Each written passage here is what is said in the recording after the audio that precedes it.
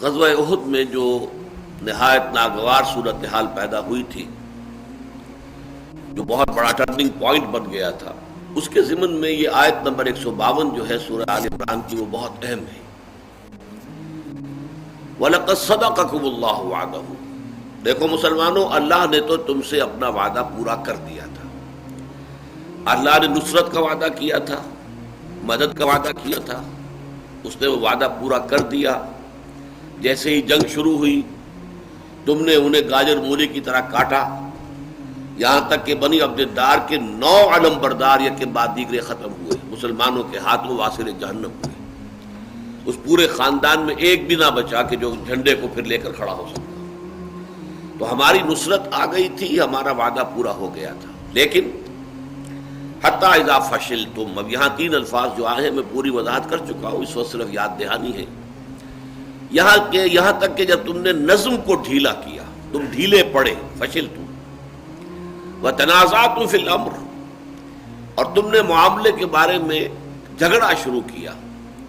ہونا تو چاہیے سم و طاعت، سنو اور اطاعت کرو، جب تک کہ کوئی شے شریعت کے خلاف حکم نہ دے۔ آپ کا کمانڈر، لوکل کمانڈر حضرت عبداللہ ابن جبیر ابن نعمان انصاری، وہ مصر تھے کہ یہاں سے مت ہٹو۔ تو نبی اکرم صلی اللہ علیہ وسلم کے فرمان کی تو تم نے تعویل کر لی، لیکن سوال یہ ہے کہ جو لوکل کمانڈر ہے، جب حضور نے یہ فرمایا ہے کہ من اطاعنی فقد اطاع اللہ ومن عصانی فقد عصی اللہ، جس نے میری اطاعت کی اس نے اللہ کی اطاعت کی، جس نے میری نافرمانی کی اس نے اللہ کی نافرمانی کی۔ ومن اطاع امیری فقد اطاعنی ومن عصی امیری فقد عصانی، جس نے میرے نامزد کردہ مقرر کردہ امیر کی اطاعت کی اس نے میری اطاعت کی، جس نے اس کی نافرمانی کی اس نے میری نافرمانی کی۔ تو تم نے امیر کی نافرمانی کی۔ وَعَصَيْتُم مِّن بَعْدِ مَا أَرَاكُمْ، اور تم نے یہ نافرمانی کی اس کے بعد کہ اللہ نے تمہیں وہ شے دکھا دی، ما تحبون، جو تمہیں پسند ہے۔ اکثر لوگوں نے اس سے مراد مال غنیمت لیا ہے، میرے نزدیک یہاں مراد فتح ہے۔ سورہ صف کی آیت کی روشنی میں وَأُخْرَىٰ تُحِبُّونَهَا نَصْرٌ مِّنَ اللَّهِ وَفَتْحٌ قَرِيبٌ، بندہ مومن کو فتح سے شکست سے کوئی سروکار نہیں ہونا چاہیے، اپنا فرض ادا کرنے سے ساری بحث ہونی چاہیے۔ فتح و شکستوں کو پرواہ نہیں، اگر آپ نے اپنا فرض ادا کیا آپ کامیاب ہیں۔ منکم من یرید الدنیا ومنکم من یرید الآخرہ، تم میں ایسے بھی ہیں کہ جو دنیا کے طالب ہیں۔ دنیا کی بھی 2 چیزیں ہوتی ہیں، یا دنیا کی مال و دولت، یا دنیا میں فتح مندی۔ تو دنیا کی فتح مندی تمہارے پیش نظر ہے۔ ہاں ایسے بھی ہیں کہ جو صرف آخرت کے طلبگار ہیں۔ ثم صرفکم عنہم، تمہارے اس طرز عمل کی وجہ سے اللہ تعالیٰ نے تمہارے رخ کو پھیر دیا ان کی جانب سے۔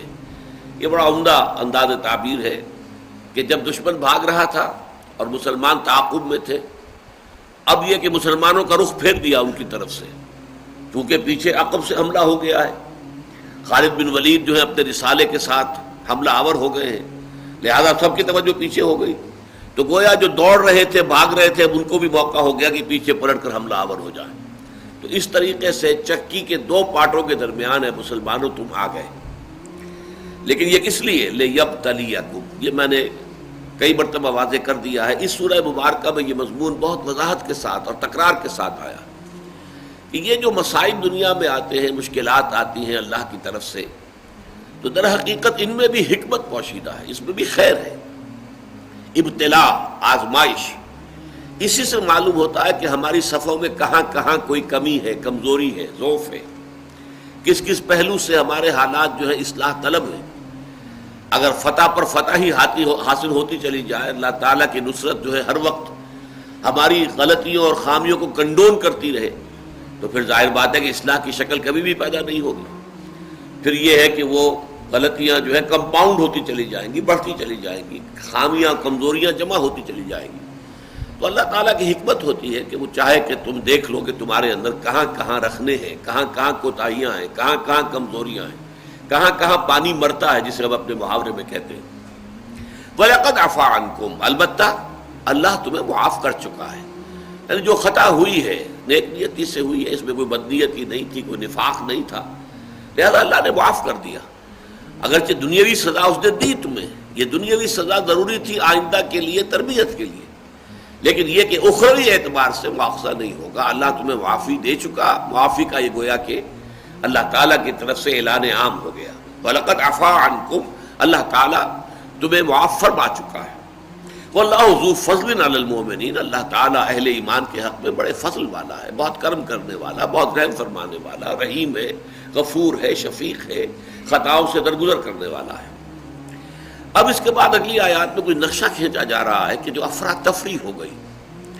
ابھی جو میں نے الفاظ استعمال کیے کہ چکی کے دو پارٹوں کے درمیان آنے کی وجہ سے جو صورتحال بن گئی، کیوس. اذ تسعدون، جبکہ اے مسلمانوں تم چڑھے جا رہے تھے. اب ظاہر بات ہے کہ اب ایک ہی راستہ ان کے پاس بچت کا رہ گیا تھا، پہاڑوں پر چڑھ جائیں. دامن احد میں جنگ ہو رہی ہے، بھاگ کر پہاڑ کے اوپر جا کے پناہ لے لیں. تو جن کو بھی اس وقت پناہ لینے کی فکر ہوئی وہ دوڑے پہاڑ کی طرف. اذ تسعدون، جبکہ تم چڑھے جا رہے تھے اوپر پہاڑ کے. ولا تلوون علی احد، اور تم کسی کی طرف مڑ کر نہیں دیکھ رہے تھے. ہمارے ہاں بھی محاورے میں کہتے ہیں کہ وہ ایسا دوڑا کہ پیچھے مڑ کر نہیں دیکھا، یعنی وہ ایک کیفیت جو ہے اس کو ولا تلوون علی احد، کسی کو پیچھے مڑ کر نہیں دیکھ رہے تھے کہ کون پیچھے آ رہا ہے، کون پیچھے رہ گیا ہے. والرسول یدعوکم فی اخراکم، جبکہ تمہارے عقب میں تمہارے پیچھے رسول صلی اللہ علیہ وسلم تمہیں پکار رہے تھے کہ مسلمانوں کہاں جا رہے ہو. الیہ یا عباد اللہ، اے اللہ کے بندو ادھر آؤ، اپنے قدموں کو جماؤ، مضبوطی کے ساتھ کھڑے ہو، مقابلہ کرو. صورتحال جو بھی آ گئی ہے اب اس سے عہدہ برا ہونے کے لیے اپنی ہمت کو جمع کرو، مجتمع کرو. فَأَصَابَكُمْ غَمًّا بِغَمٍّ لِكَيْ لَا تَحْزَنُوا عَلَى مَا فَاتَكُمْ وَلَا مَا أَصَابَكُمْ، تو اللہ نے تمہیں غم کے بدلے غم دیا یا غم پر غم دیا. یہاں پر اصل میں غمًا بِغَمٍ، أَصَابَكُمْ تم پر ڈالا، غم پر غم یا غم کے بدلے غم. دو ترجمے ہیں جو مفسرین نے اور مترجمین نے کیے. صورتحال یہ تھی کہ پے بپے غم آ رہے ہیں. پہلا غم تو یہ کہ فتح ہاتھ سے جاتی نہیں، دوسرا غم سامنے دیکھ رہے ہیں کہ بہت سے لوگ جو ہے شہید ہو رہے ہیں. یہ ساری صورتحال جو ہے پے بپے غم پر غم. اور سب سے بڑھ کر غم یہ کہ حضور کے بارے میں یہ خبر اڑ گئی کہ حضور کا بھی انتقال ہو گیا، شہید ہو گئے، محمد صلی اللہ علیہ وسلم قتل ہو گئے. اب اس کو دو طریقے پر ترجمہ کیا ہے. ایک تو یہ کہ اللہ تعالیٰ نے یہ بڑا غم تمہیں دے کر، یہاں غم بعوض غم کے، یہ جو لفظی ترجمہ کیا جائے گا غمن بے غمن، یعنی ایک غم کی بجائے دوسرا غم. تمہیں پہلے جو غم تھے اس پر ایک بہت بڑا غم جو ہے اس کا اضافہ کر دیا. اور وہ غم کیا تھا؟ حضور صلی اللہ علیہ وسلم کے انتقال کی خبر. نتیجہ کیا نکلتا ہے کہ اپنے سب دکھ بھول گئے، اپنے سارے غم جو ہیں وہ در حقیقت اسی دفتر بے معنی غرق میں نہ بھولا، اس بڑے غم کے اندر سب کے سب غم گھل گئے. اور ایک ترجمہ یہ کیا ہے، اور یہ عربی زبان میں قاعدہ ہے کہ حروف جار جو ہیں وہ ایک دوسرے کی جگہ آ جاتے ہیں، جو بھی زبان کا جو سیاق و سباق ہے اس کے اعتبار سے. تو فَأَصَابَكُمْ غَمًّا عَلَىٰ غَمٍّ، یہ بھی اس کا مفہوم ہو سکتا ہے، غم پر غم، پے بپے غم، ایک غم دوسرا غم تیسرا غم. اس لیے کہ جب یہ انسان پر اس طریقے سے تابڑ توڑ اور پے بپے غم آتے ہیں تو اس کا ایک نتیجہ نکلتا ہے، اس کے اندر جو ہے تحمل کی طاقت بڑھتی چلی جاتی ہے، برداشت. جیسے کہ آپ کو معلوم ہے ہمارے ہاں میڈیکل سائنس میں ہلکی ہلکی انفیکشن ہوتی رہے تو ریزسٹنس ڈیولپ ہو جاتا ہے، اور اچانک ایک انفیکشن ہو تو آدمی جو ہے پھر اس کا مقابلہ نہیں کر سکتا. امریکہ اور یورپ سے آئے ہوئے لوگ یہاں پر پانی پیتے ہیں، بیمار ہو جاتے ہیں. ہم وہی پانی پیتے ہیں، ہمیں کچھ نہیں ہوتا، ہم تو روز پیتے ہیں. جو بھی اس میں جراثیم ہے، جو بھی کچھ ہے، ہم ان کے عادی ہو چکے ہیں، ہمارے اندر امیون سسٹم ڈیولپ ہو چکا ہے، اب اس کا مقابلہ کر سکتے ہیں. اگر کسی امریکن کو، یورپین کو پاکستان ہندوستان میں آ کے ملیریا ہو جائے تو مر جائے گا، وہ زندہ نہیں رہ سکے گا. لیکن ہمارے ہاں ملیریا جو ہے وہ ایک عام بیماری ہے، ہوتا رہتا ہے. تو یہ ہے کہ وہ ایک ریزسٹنس ڈیولپ ہوتی ہے. رنج سے خوگر ہوا انسان تو مٹ جاتا ہے رنج. مشکلیں اتنی پڑی مجھ پر کہ آسان ہو گئی. تو فرمایا یہ سارا ہم نے اس لیے کیا کہ لِكَيْ لَا تَحْزَنُوا عَلَىٰ مَا فَاتَكُمْ وَلَا مَا أَصَابَكُمْ، تاکہ جو بھی تمہارے ہاتھ سے جاتا رہے، چھوٹ جائے، یا جو بھی مصیبت تم پر پڑے اس پر غم نہ کیا کرو، افسوس نہ کیا کرو، حزن نہ کیا کرو، تحمل پیدا ہو جائے تمہارے اندر، برداشت پیدا ہو جائے، جسے ہم کہتے ہیں سرد و گرم چشیدہ حالات جو ہے انسان نے اگر دیکھے ہوں، ہر طرح کے حالات، اچھائی بھی، برائی بھی، تکلیف بھی اور راحت بھی، تو وہ آدمی پختہ ہو جاتا ہے. اسے سیزننگ کہتے ہیں. آپ لکڑی جو ہے وہ پڑی رہے، جو آپ کی شیشم کی لکڑی ہے، دھوپ بھی اس پر آ رہی ہے اور بارش بھی پڑ رہی ہے، لیکن وہ سیزننگ ہو رہی ہے اس کی، وہ پختہ سے پختہ تر ہو رہی ہے. اسی طریقے سے تاکہ تمہارے اندر جو ہے وہ پختگی پیدا ہو جائے، غمم بغم لکے لا تحزنوا علی ما فاتکم ولا ما اصابکم واللہ خبیر بما تعملون. اور جو کچھ تم کر رہے تھے یا کر رہے ہو، اللہ اس سے پوری طرح باخبر ہے، اس کی نگاہوں سے کوئی چیز مخفی نہیں ہے. تمہاری خامیاں بھی اس کی نگاہوں میں ہے، اور تمہارے اندر جو بھی خیر ہے اس کو بھی اللہ خوب جانتا ہے. ثم انزل علیکم من بعد الغم امنۃ نعاسا یغشی طائفۃ منکم. پھر اللہ تعالیٰ نے نازل کر دیا تم پر اس غم کے بعد ایک غنودگی کی کیفیت کو، امن کے ساتھ. اب دیکھیے، انسان اگر متفکر ہے، پریشان ہے، خوف زدہ، اسے نیند نہیں آئے گی. نیند کب آتی ہے؟ اونگ کب آتی ہے؟ جب انسان کوئی طمانینت محسوس کرے، اطمینان محسوس کرے، کوئی کھٹکا نہیں، کوئی اندیشہ نہیں. یہ اندرونی جو انسان کا داخلی امن ہوتا ہے، اسی سے در حقیقت پھر اونگ یا نیند آتی ہے. تو اللہ تعالیٰ اپنے ایک احسان کے طور پر فرما رہا ہے کہ اس ساری بپتا کے بعد اللہ تعالیٰ نے تمہارے دلوں کے اندر ایک ایسے امن کی کیفیت طاری کر دی. ثم انزل علیکم من بعد الغم امنۃ، ایک امن کی کیفیت، اطمینان کی کیفیت. جو ہوا ما شاء اللہ کان وما لم یشاء لم یکن، جو اللہ نے چاہا ہو گیا، اور جو اللہ کی مشیت میں نہیں تھا وہ نہیں ہو سکتا تھا. جب انسان یہ سمجھ لیتا ہے کہ جو بھی کچھ ہے بزن رب آیا ہے، اور وہ ہمارا مولا ہے، مالک ہے، آقا ہے، پروردگار ہے، ہر چساقی ما ریخت عین الطاف است، میرے مالک، میرے آقا، اس کی طرف سے جو شے بھی آئے میرے لیے وہ عین اس کی مہربانی ہے، اس کی عطا ہے، اس کی جود و سخا ہے. یہ کیفیت جب پیدا ہو جاتی ہے تو اس کا نتیجہ کیا نکلا کہ ایک طرح کی اونگ کی سی کیفیت بھی بہت سے اصحاب پر طاری ہوئی. حضرت طلحہ کے بارے میں آتا ہے کہ کئی دفعہ تلوار ان کے ہاتھ سے اسی اونگ کی کیفیت میں چھٹی ہے. نعاسا یغشی طائفۃ منکم، یہ ایک اونگ تھی جو تم میں سے ایک گروہ کو ڈھانپے ہوئے تھی، ان کے اوپر طاری ہو گئی تھی. لیکن ایک اور گروہ بھی تھا، وطائفۃ قد اہمتہم انفسہم، باقی کچھ ایسے لوگ بھی تھے جنہیں اپنی جانوں کی پڑی ہوئی تھی. یہ ترجمہ کا ترجمہ کر رہا ہوں میں، جو بابحاورہ، یعنی انہیں اپنی جانوں کی فکر تھی. اب کیا ہوگا؟ اب تو مارے گئے، اب تو کوئی راستہ نہیں ہے، شکست ہو گئی، یہ کیا ہوا؟ معلوم ہوتا ہے کہ یہ تو سارا کھیل ختم. جن لوگوں کے اندر بھی کوئی ضعف ایمان تھا، نفاق نہیں، ضعف ایمان، یہ دو چیزیں جدا ہیں بالکل. ضعف ایمان کی ایک آخری حد ہوتی ہے نفاق، لیکن شروع میں ضعف ایمان، کمزوری، یہ اپنی جگہ پر ایک شے ہے، اس کے اپنے کچھ اثرات ہوتے ہیں اور ظاہر ہوتے ہیں. جن میں اس ایمان کی کچھ کمزوری تھی، ان کے حواس جو ہیں اس وقت وہ سخت مختل تھے، پریشان تھے، انہیں اپنی پڑی ہوئی تھی.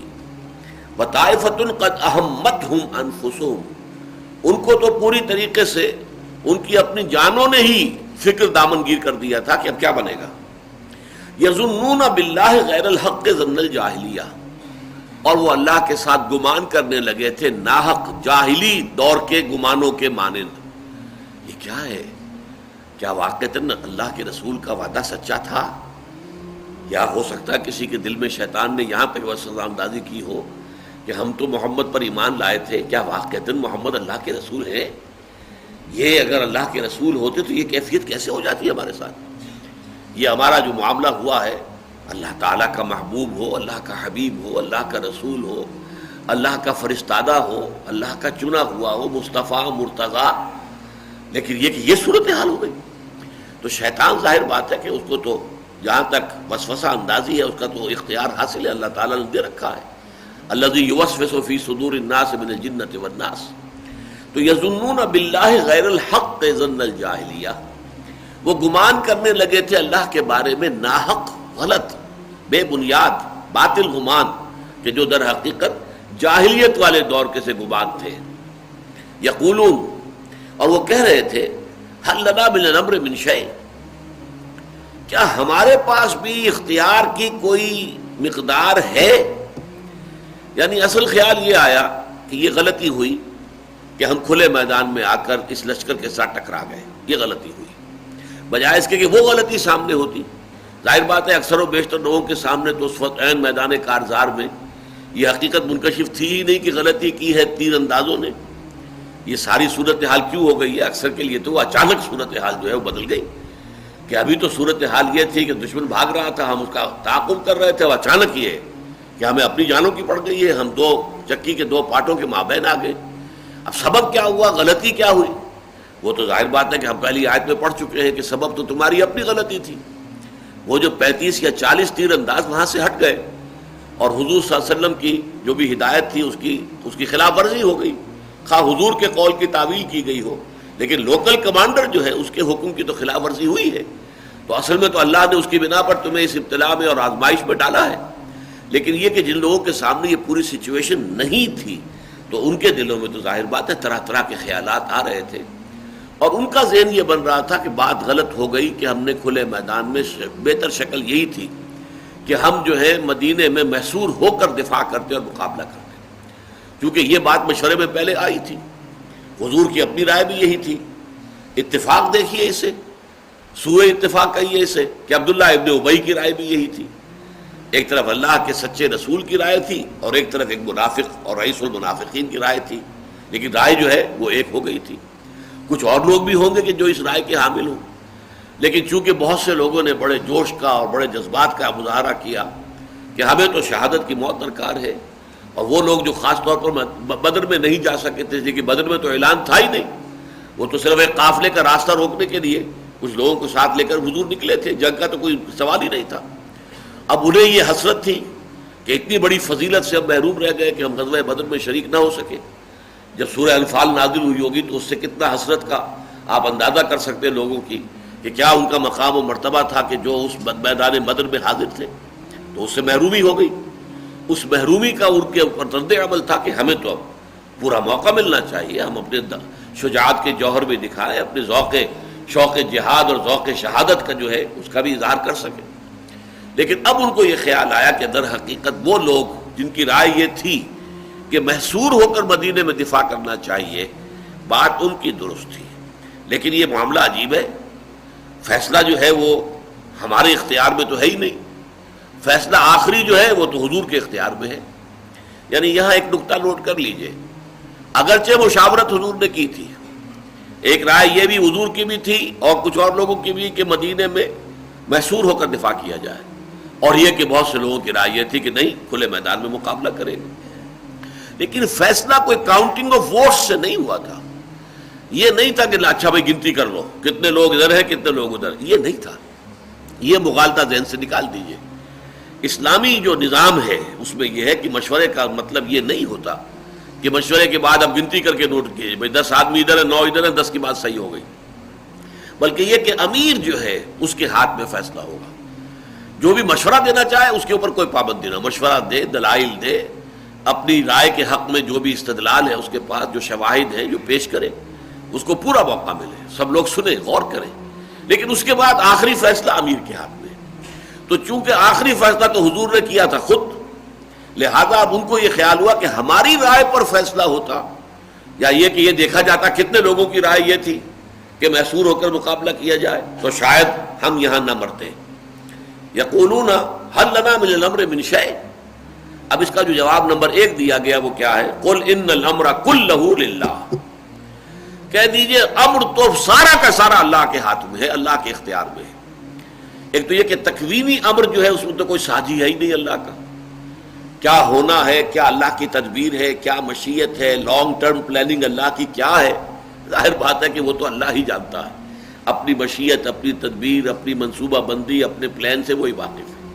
لہذا عالم تکوینیات میں تو پورا کا پورا اختیار اسی کے ہاتھ میں ہے۔ باقی تشریعی معاملات میں اللہ تعالیٰ نے اگر کچھ اختیار انسانوں کو دیا ہے تو وہ بھی ڈیلیگیٹڈ ہے، وہ بھی دیا ہوا ہے، ان کا اپنا تو نہیں ہے، ذاتی استحقاق تو نہیں ہے۔ یہ بڑی پیاری بات ہے جو ہمارے قرارداد مقاصد میں بیان کی گئی ہے، جس میں یہ طے کیا گیا ہے کہ حاکمیت اللہ کی ہے، اور ہمارے پاس جو اختیار ہے وہ بھی ڈیلیگیٹڈ ہے، بھائی اللہ کی طرف سے دیا ہوا ہے، اور یہ ہمارے پاس ایک مقدس سیکرٹ ٹرسٹ ہے، مقدس امانت ہے۔ ایک ہوتا ہے میرا اختیار میرا ذاتی ہے تو میں جو چاہوں کروں، ایک یہ کہ کسی نے مجھے اختیار دیا ہے تو اس کی لیمیٹیشنز رہیں گی، جس حد تک اس نے اختیار دیا ہے اس حد کے اندر اندر ہی وہ اختیار استعمال ہوگا۔ لہذا یہاں پر جو بات کہی گئی وہ یہ کہ قل ان الامر کلہ للہ، لیکن اس کے بعد ان کی بات کھولی گئی کہ اصل میں جو کچھ یہ کہہ رہے ہیں حل لنا من الامر من شیء، کیا ہمارے پاس بھی کوئی اختیار ہے کہ نہیں، یہ تو فیصلہ جو ہے خود فرد واحد کر لیتا ہے۔ صلی اللہ علیہ وسلم اس وقت وہ اللہ کے رسول تھے، لیکن ہمیشہ جو ہے سیرت کا مطالعہ کرتے ہوئے اور حالات و واقعات جو بھی پیش آئے اس وقت ان کے بارے میں غور کرتے ہوئے ہمیشہ نوٹ کیا کیجئے کہ حضور کی کئی حیثیتیں تھیں۔ حضور ایک حیثیت میں اللہ کے رسول ہیں، اللہ کے نبی ہیں، ایک حیثیت میں وہ مسلمانوں کے امیر ہیں، ایک حیثیت میں وہ سپہ سالار ہیں، تو مختلف حیثیتیں حضور کی ہوتی تھی۔ اس اعتبار سے ہر وقت کی بات جو ہے، بعض اوقات حضور نے فرمایا کہ تم میں سے کوئی دو آدمی، دو فریق اپنا مقدمہ میرے ہاں لے کر آتے ہیں اور ان میں سے ایک زیادہ چرب زبان ہوتا ہے، زیادہ اپنی بات کو بیان کر دیتا ہے، دلائل دے دیتا ہے اور میں اس کے حق میں فیصلہ کر دیتا ہوں، لیکن اگر وہ ناحق فیصلہ کروا کر لے گیا مجھ سے تو جان لے کہ وہ آگ کا ٹکڑا لے کر جا رہا ہے میری عدالت سے۔ عدالت محمد کی ہے صلی اللہ علیہ وسلم، وہ معصوم ہے، لیکن اب یہ مقدمہ تھا نا، مقدمے میں تو جو بھی فیکٹس آف دی کیس ہیں اس پر فیصلہ ہوگا۔ گواہیاں کیا ہیں؟ فرض کیجئے کوئی ایک شخص جھوٹی گواہیاں لے آیا ہے لیکن ہے ایسی زوردار، کیا ظاہر بات ہے منصف جو بیٹھا ہوا ہے اس کو کیا کرنا ہے، اس کو تو فیکٹس آف دی کیس پر فیصلہ کرنا ہے۔ یہاں حضور کا ایکشن جو ہے ایز اے نبی نہیں ہے، آپ کی یہاں حیثیت جو ہے ایک منصف کی ہے، قاضی کی ہے، اور اس معاملے میں غلطی ہو سکتی ہے، خطا ہو سکتی ہے۔ اسی لیے حضور نے فرمایا کہ اگر کوئی چرب زبان جو ہے فرض کیجئے کسی زمین کے ٹکڑے کا کوئی مقدمہ ہے، وہ ایک شخص کہتا ہے یہ میرا ہے، دوسرا کہتا ہے میرا ہے، لیکن جو بھی کنٹینڈنگ پارٹیز ہیں ان میں سے ایک جو ہے شخص وہ لسان ہے، بولنے والا ہے، دلیل دے سکتا ہے، ذہین ہے، اور وہ ایسا اپنا مقدمہ پیش کرتا ہے کہ حضور اس کے حق میں فیصلہ دے دیتے ہیں، حالانکہ حقیقت میں وہ پلاٹ اس کا نہیں ہے، کسی اور کا ہے۔ تو حضور نے فرمایا کہ وہ میری عدالت سے ڈگری لے کر جائے گا کہ ہاں محمد نے فیصلہ کر دیا ہے کہ یہ قطعہ زمین میرا ہے، لیکن وہ جہنم کا ٹکڑا لے کر جا رہا ہے، وہ اصل میں اللہ جو ہے کنڈون نہیں کرے گا اس کی بے ایمانی کو۔ تو اس اعتبار سے وہ جو کہتے تھے کہ ہمارا اختیار کو ہونا چاہیے، یخفون فی انفسہم ما لا یبدون لک، اے نبی یہ اپنے دلوں میں ایک بات چھپائے ہوئے ہیں جو آپ پر ظاہر نہیں کرتے۔ ظاہر بات ہے کہ حضور کے سامنے ایسی بات کہنے کی جرت نہیں تھی، ان کے دل میں کیا ہے، وہ دل کی بات کیا ہے، یقولون، یہ یقولون جو ہے یہ قول قلبی ہے، ان کے دل میں، ان کے دل یہ کہہ رہے ہیں، ان کے اندر اصل میں بات یہ ہے، یقولون لو کان لنا من الامر شیء ما قتلنا ہاہنا، اگر ہمارے پاس اختیار ہوتا فیصلہ کرنے کا، اگر ہمارے ہاتھ میں اختیار ہوتا امر کا تو ہم یہاں نہ مارے جاتے۔ ہم سے مراد ہمارے بھائی، آخر 70 شہید ہو گئے ہیں، یہ معاملہ نہ ہوتا، اس طرح کا حادثہ پیش نہ آتا، اس طرح کا حادثہ پیش نہ آتا۔ لیکن اس کا جواب جو دیا ہے اللہ تعالیٰ نے، قل لو کنتم فی بیوتکم، اے نبی ان سے کہہ دیجئے اگر تم لوگ ہوتے اپنے گھروں کے اندر، لبرز الذین کتب علیہم القتل الی مضاجعہم، تو جن لوگوں کے بارے میں مشیت ازدی کا فیصلہ تھا کہ انہیں قتل ہونا ہے، وہ عین اس وقت بھی اپنے گھروں سے نکل کر اس جگہ پہنچ جاتے جہاں پر وہ قتل ہوئے۔ مسجع کہتے ہیں لیٹنے کی جگہ کو، جہاں وہ لیٹ گئے، جہاں وہ کھیت رہے، کھیت رہنا جو ہے اردو کا محاورہ ہے، یہاں جو وہ قتل ہوئے ہیں، جہاں گرے ہیں، ظاہر بات ہے مشیت ازدی کے اندر تو یہ چیز پہلے سے طے ہے، ہونا ہے، کس کے لیے وہ شہادت لکھ دی گئی ہے، یتخذ منکم شہداء، اللہ چاہتا تھا کہ تم میں سے کچھ کو اپنی گواہی کا منصب جو عطا کر دے، شہادت عظمیٰ کے اوپر فائز کر دے۔ تو جن کے بارے میں بھی اللہ کا یہ فیصلہ تھا، چاہے وہ گھروں میں ہوتے، لیکن وہ جو وقت معین اور وہ جو جگہ معین ہے اس کے اوپر انہوں نے کسی نہ کسی بہانے سے کسی نہ کسی صورت میں پہنچ کر رہنا تھا۔ لو کنتم فی بیوتکم لبرز الذین کتب علیہم القتل الی مضاجعہم ولیبتلی اللہ ما فی صدورکم۔ اب دیکھیے پھر یہ لفظ آ گیا یبتلیہ، اور یہ سب کچھ اس لیے ہوا کہ اللہ تعالیٰ جانچے پرکھے دیکھے کہ تمہارے دلوں میں کیا ہے، تمہارے سینوں میں کیا ہے۔ یہاں پھر ایک اور لفظ آ رہا ہے وَلِيُمَحِّصَ مَا فِي قُلُوبِكُمْ، اور تاکہ بالکل پاک کر دے اس چیز کو جو تمہارے دلوں میں ہے۔ یہ یمحص کا لفظ پہلے بھی آ چکا ہے، وَلَيُمَحِّصَ اللَّهُ الَّذِينَ آمَنُوا وَيَمْحَقَ الْكَافِرِينَ، یہ 141ویں آیت تھی۔ اللہ تعالیٰ چاہتا تھا کہ اہل ایمان کو علیحدہ کر دے، چھانٹی کر دے کافروں سے، یعنی یہاں کافر سے مراد منافق۔ پہلی چھلنی تو لگ گئی جیسے ہی دونوں فوجیں آمنے سامنے ہوئی اور 300 آدمی لے کر عبداللہ ابن ابی چلا گیا، ایک چھلنی لگ گئی، معلوم ہو گیا یہ منافق تھے، یہ نکل گئے۔ میں نے آپ کو بتایا تھا کہ بحث و تمہیز جو ہم اردو میں لفظ استعمال کرتے ہیں، بڑی بحث و تمہیز کے بعد یہ فیصلہ ہو گیا، تو یہ لفظ بہت بامانی ہے۔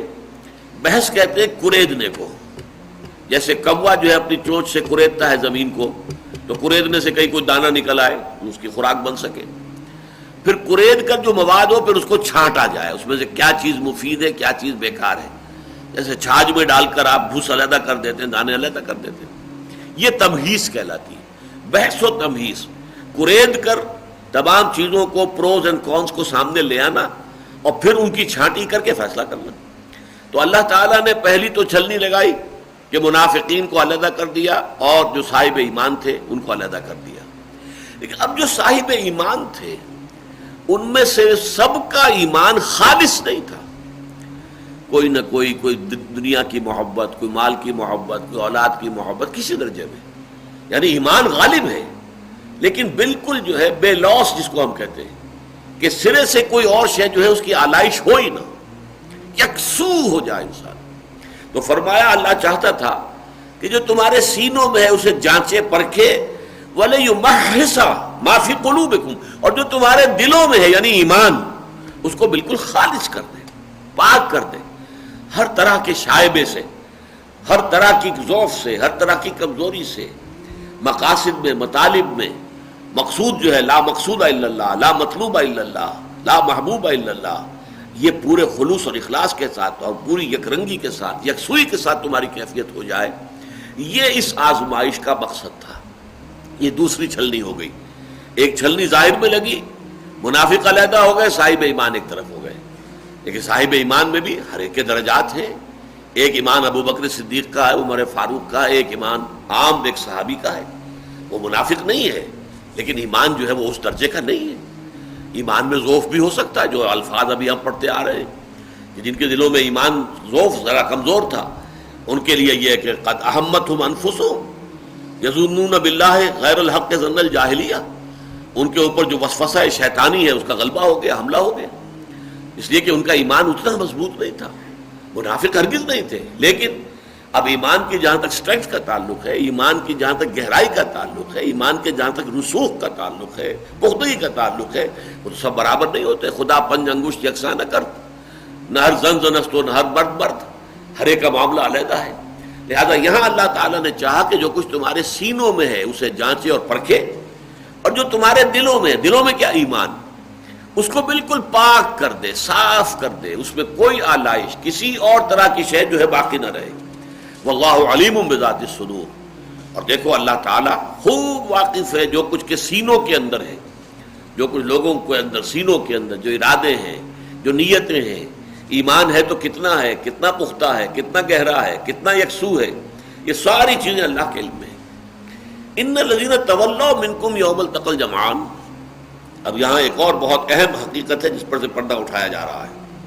یقیناً وہ لوگ کہ جو پیٹھ موڑ گئے تم میں سے اس دن جب کہ دو لشکر آپس میں بھڑ گئے تھے، مراد وہی ہے یوم احد، دو لشکر تھے مسلمانوں کا اور ایک کفار کا۔ اب جو افراتفری ہوئی ہے تو کچھ لوگ میدان چھوڑ کر بھاگ گئے، اب ان کی طرف جو ہے وہ التفات ہے۔ ان الذین تولوا منکم، جو لوگ پیٹھ دکھا کر چلے گئے، اور یہ پیٹھ دکھانا جو ہے میدان جنگ سے یہ بہت بڑا جرم ہے۔ سورہ انفال میں اس کے بارے میں آیا ہے کہ پیٹھ دکھا دینا میدان جنگ سے، پیٹھ موڑ کر چلے جانا، بھاگ جانا، یہ بہت بڑا جرم ہے۔ لیکن یہ ہوا کیوں؟ یہ منافق تو نہیں تھے، منافق تو پہلے چلے گئے تھے، یہ کیسے ہوا؟ ان الذین تولوا منکم یوم التقى الجمعان، بے شک وہ لوگ جو پیٹھ موڑ کر چلے گئے تم میں سے جس دن کے وہ دونوں لشکر جو ہیں ان کا مقابلہ ہوا، انما استزلهم الشیطان ببعض ما کسبوا، اور ان کو شیطان نے پھسلا دیا تھا